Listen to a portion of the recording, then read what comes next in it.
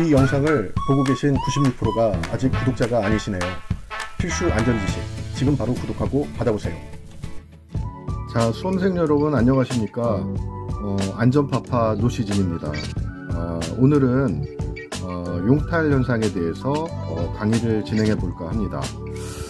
안전기술사 및 산업안전지도사 시험의 건설안전 분야에서 특히 토질 기초 분야는 매년 중요한 출제 비중을 차지하고 있습니다. 오늘은 그 중에서도 집안 안전을 위협하는 핵심 현상 중 하나인 용탈 현상에 대해서 리칭 현상이라고 합니다. 깊이 있게 다뤄보도록 하겠습니다.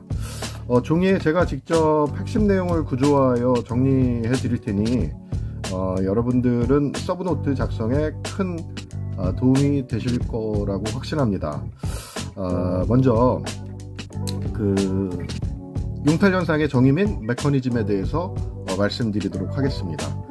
자, 용탈 현상의 그 정의를 보면 흙, 토립자 또는 간국수, 토립자와 토립자 사이에 있는 간국수 속에 가용성 성분이 있습니다. 염류, 약액의 용질 등 이러한 그 가용성 성분이 물에 용해되어 외부로 씻겨 유출되는 현상을 말합니다. 쉽게 말해서 지금 보면은 이제 여기 제가 그림을 한번 그려봤는데 이쪽에 이제 이게 댐입니다. 댐이 이렇게 이제 형성이 돼 있죠. 저희 건설안전기술사나 산업안전지도사는 뭐 우리가 일반 건축 현장뿐만이 아니라 댐, 터널, 항만, 교량 다 취급하기 때문에, 자, 그 중에서 이제 댐에 이제 이런 용탈 현상에 좀 관련이 있어서 제가 그림을 들고 왔어요. 자, 보시면은 이런 댐에 이런 코어가 있습니다. 이게 필터층이 있고 코어가 있습니다. 근데 이 코어를 시공하기 위해서는 위에서 이제 물이 이렇게 새면 안 되니까 여기 이제 불투수층을 만듭니다.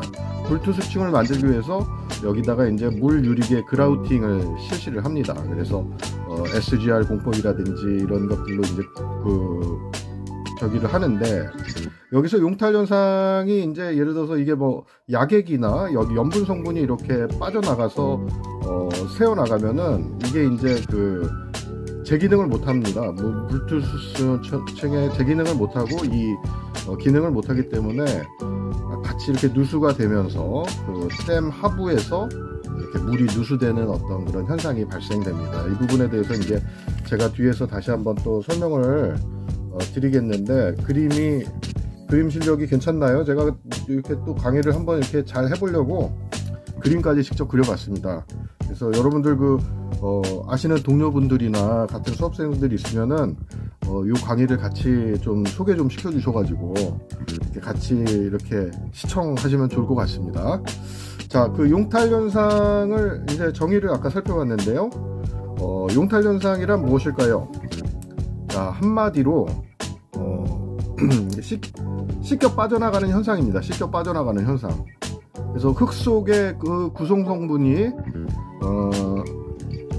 흙 입자 사이에 간국수에 녹아서 있는 가용 성분, 즉 물에 잘 녹는 성분들, 예를 들면 이제 염분이나 석회 성분이 있겠죠. 혹은 집안 보강을 위해 주입했던 아까 얘기했던 이런 약액 성분, 약액 용질 성분이 담수나 지하수,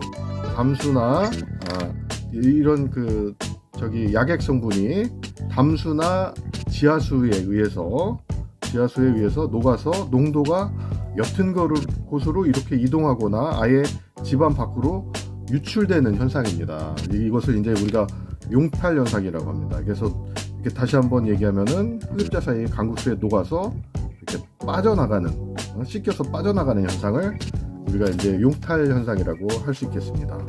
자, 기본적인 이 메커니즘을 한번 살펴보도록 하겠습니다. 메커니즘은 자, 용해.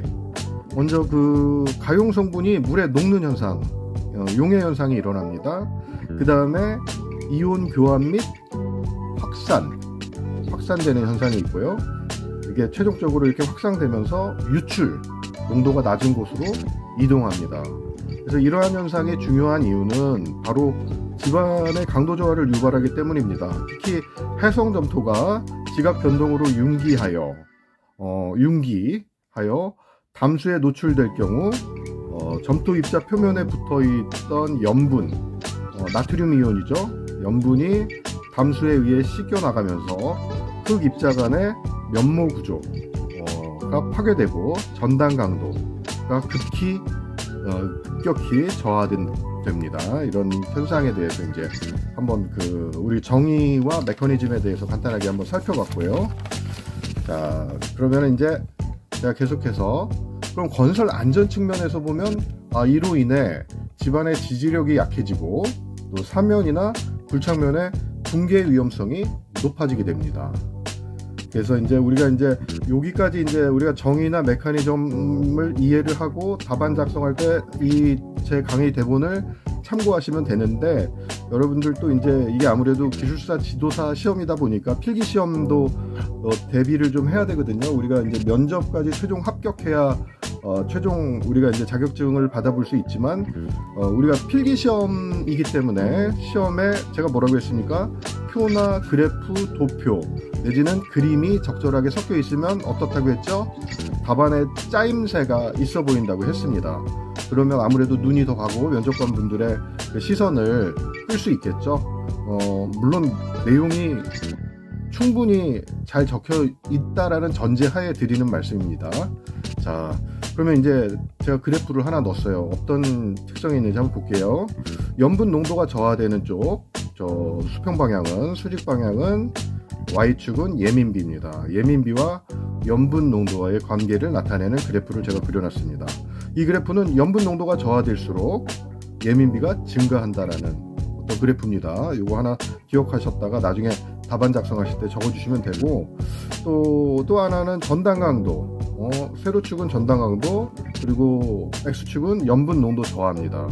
그래서 전단 강도와 염분 농도와의 관계를 보면 염분이 용출되면 부착력이 감소하고 그에 따라서 전단 강도가 감소한다라는 어떤 이런 그래프를 두 개를 제가 추가로 넣습니다. 그러니까 이런 부분들 눈에 자주 익히시는 게 좋아요. 사실 반복만한 훈련이 없습니다. 반복만한 훈련이 없고, 제가 얼마 전에 명언을 공유해 드렸는데 이소룡이 한 얘기입니다. 만 가지 기술을 익힌 사람보다 이소룡은 한 가지 발차기를 10,000번 한 사람을 두렵게 여긴다 라고 얘기를 했습니다. 제가 제 블로그에 제가 그 명언을 공유해 드렸었는데 요즘 접속률이 엄청 나와가지고 인기 콘텐츠에 올랐더라고요. 그래서 그런 부분도 한번 이렇게 공부하실 때 참고하시면 좋을 것 같습니다. 자, 다음은 세 번째, 주요 용탈 현상 및 안전에 미치는 영향. 우리가 이제 핵심은 이겁니다. 정의를 알고 메커니즘을 아는 것도 중요한데, 그럼 과연 용탈 현상이 안전에 어떻게 영향을 미치는지에 대해서 한번 살펴보도록 하겠습니다. 첫 번째, 퀵클레이가 발생합니다. 퀵클레이는 제가 앞전 강의에서도 이렇게 제가 이제 자세하게 설명드렸죠.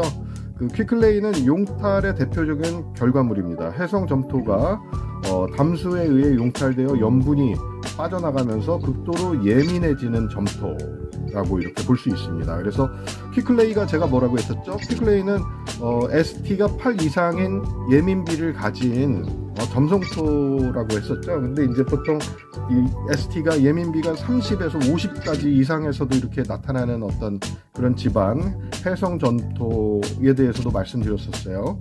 그래서 이제 충격에 의해 급격한 강도 상실 위험이 있다. 예민비가 8 이상일 때 라고 그때 말씀드렸죠. 근데 이제 요게 아까 여기서 보면 예민비하고 강도 저하고도 연관이 된다라는 거를 이제 좀 알고 적절하게 대응을 하시면 좋을 것 같습니다.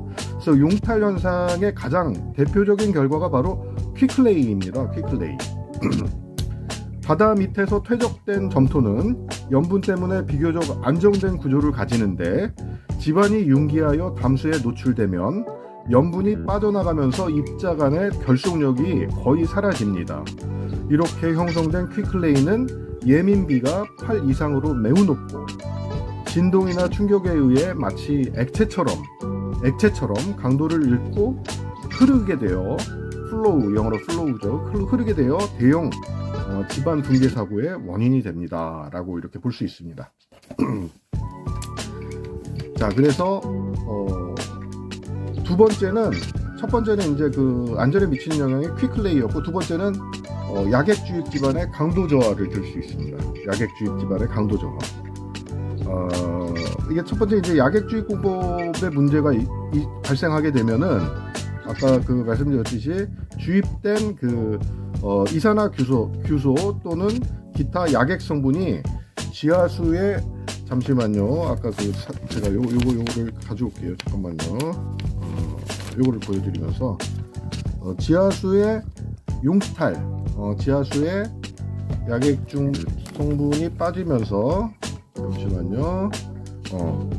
이렇게 약액 성분이 지하수에 의해서 이제 용탈되는 거죠. 용탈. 이건 지하수는 아니고 이제 우리가 그 댐에 이제 이렇게 받아 나왔던 물인데, 이것도 같은 개념이니까 맥락에서 설명드릴게요. 지하수에 용탈되면 이제 차수 효과 및 집안 보강 효과가 상실된다. 차수 효과가 이제 용탈되면 이 우리 차수층, 불투수층에 그 시공되는 물류력의 그라우팅의 성능이나 기본적인 그 기능을 못하게 되고 누수가 발생된다. 이 정도로 이해하시면 좋을 것 같아요.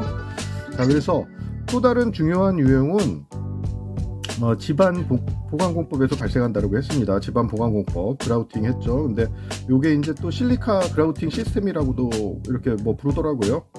근데 보통 우리는 SGR이라고 배웠는데, 어쨌거나 SGR하고는 좀 다른 개념인 것 같아요. 실리카 그라우팅 시스템이라고 해서 여기다 이제 우리 물류류계 그라운드 같은 약액을 주입합니다. 그래서 집안을 보강하거나 차수벽을 만들었을 때 시간이 지나면서 지하수에 의해 주입된 실리카 성분이 약액의 용질이나 그 실리카 성분이 용탈되는 경우가 있습니다. 이 경우 보강 집안의 압축 강도는 저하되고 투수계수는 다시 증가한다. 투수계수가 이제 증가하겠죠. 당연히 그 우리 불투수층에 시공하는 어떤 저기가 이렇게 약액 주입 공법의 기능을 상실하니까, 그래서 다시 증가하여 집안 보강이나 차수벽으로서의 역할을 상실하게 됩니다. 이는 굴착 공사 시 주변 집안의 변이나 용수 발생으로 이어져 안전사고를 유발할 수 있습니다. 안전사고를 유발할 수 있다. 그 다음에 이제 세 번째는 콘크리트 구조물 문제입니다. 이거는 장기적인 그 측면에서 봤을 때 콘크리트 구조물의 용탈 현상이 발생하면 안정성에 큰 위험이 되겠죠. 내구성이 저하되고. 자, 콘크리트 구조물에서 지하수에 의한 수산화칼슘 CaOH2가 용탈이 됩니다. 그러면 리칭 현상, 이게 용탈 현상이죠. 이 리칭 현상이 이제 발생이 되는 겁니다. 이렇게 하면서 용질이 녹아서 이렇게 리칭 현상이 발생되면 장기적으로는 내구성이 저하된다. 근데 여기서 이제 우리가 일반 건축 구조물보다 토목 구조물에서 이제 용탈 현상이 상당히 중요합니다. 교량이나 뭐 터널 이런 구조물, 특히 이제 뭐 그런 댐이나 이런 항만 시설 등이 이제 있겠죠. 물과 직접적으로 닿는 콘크리트 내부의 수산화칼슘 성분이 물에 용해되어 빠져나가면 콘크리트가 약해지는 리칭 현상이 발생하여 구조물의 내구성이 저하되고, 이는 장기적인 안정성에 위협이 됩니다. 그래서 제가 세 가지 말씀드렸죠. 첫 번째는 여기서 말씀드렸지 퀵클레이 영향 미치는 게, 두 번째는 약액 주입 집안의 강도 저하, 그리고 세 번째는 콘크리트 및 구조물에 문제가 발생된다. 정도로 이렇게 보시고 이렇게 가시면 될 것 같아요. 요거는 앞쪽에다가 다시 한번 제가 이렇게 붙여놓고, 자, 그 다음에 이제 자, 그러면 이제 여기까지 설명을 드렸는데, 우리가 이제 또 기술사 및 지도사의 답안 작성의 핵심은 뭐겠습니까? 안전대책입니다. 안전대책. 자, 그래서 어떻게 해야 되는데? 라고 이렇게 누가 물어볼 수 있겠죠. 그럼 이러한 용탈 현상으로 인한 안전 문제에 어떻게 대처해야 할까요? 기술사 지도사 시험에서는 대책이 뭐의 핵심이라고 했죠? 고득점의 핵심입니다. 대책만 잘 써도 절반은 먹고 들어갑니다. 자, 그래서 사전 대책, 그러면 이제 첫째, 그 사전 대책으로는 뭐가 있냐면 용탈 취약 집안을 정확하게 이렇게 파악하는 게 중요하겠죠. 그래서 집안 조사, 우리가 정확한 뭐가 문제인지를 파악하는 게 중요하겠죠. 두 번째, 퀵클레이, 아까 퀵클레이의 위험성이 있다고 했죠. 퀵클레이에 대한 위험성을 평가해야 된다. 그래서 집안 조사를 철저히 해야 합니다. 특히 해안 내립지나 퀴클레이 발생 가능성이 있는 지역에서는 TI, 제가 설명했었죠. 앞전 강의에서 소송 지수와 자연 함수비도 설명했었고, 또 예민비에 대해서 설명했죠. 예민비 등의 항목을 중점적으로 평가해야 합니다. 자, 두 번째 대책은 무엇일까요? 자, 이게 카운터 메저스라고 합니다. 대책 공법이. 자, 첫 번째, 배수 대책이 있습니다. 지하수위 저하. 지하수위가 저하되면 물의 영향을 적게 받겠죠. 또 용탈 촉진 환경을 방지한다. 이 정도 적을 수 있고, 그 다음에 퀵클레이 집안. 퀵클레이 집안을 발견했을 때는 어떻게 해요? 치환 공법. 이렇게 바꾸는 거죠. 흙을 바꾸고, 또 전기 화학적으로 처리하고, 내지는 염분을 주입해서 어떤 접착제 효과를 강화하고, 흙 안에. 또 세 번째, 약액 주입을 합니다. 내 용탈성이 강한 약액 선정 및 지속적인 모니터링. 이렇게 이제 해서 약액 주입을 이러한 약액으로 한다. 이 정도로 이렇게 보시면 될 것 같습니다. 다시 정리하면은 퀵클레이 집안은 강도가 매우 낮으므로 안정성이 확보될 때까지 불착을 지향하거나 필요시 강성이 높은 재료로 취환하는 공법을 고려해야 합니다. 또한 약액 주입 시에는 용탈이 강한 재료를 선택하고 공사 후에도 지속적인 압축 강도 및 투수성 모니터링을 통해 보강 효과가 유지되는지 확인해야 합니다. 안전관리 계획서 우리 만들지 않습니까? 공사할 때 용탈에 대한 위험성 평가와 대책을 반드시 포함시켜야겠죠. 여기다가 용탈에 대한 어떤 집안조사부터 우리는 검토가 이루어져야 되겠습니다. 자, 정리해 보겠습니다. 이제 오늘 배운 내용을 정리해 보겠습니다. 용탈 현상은 집안의 안정성을 근본으로 저해하는 중요한 메커니즘입니다. 퀵클레이, 약액 주입 등 다양한 분야에서 출체될 수 있으니 오늘 정리해드린 정의, 메커니즘, 유형, 그리고 안전대책을 중심으로 완벽하게 숙지하시기 바랍니다. 다음 시간에는 또 다른 핵심 주제로 찾아뵙겠습니다. 감사합니다. 안전파파 노시진이었습니다. 기본부터 철저히 현장 안전, 우리 모두의 책임입니다. 안전은 선택이 아닌 필수.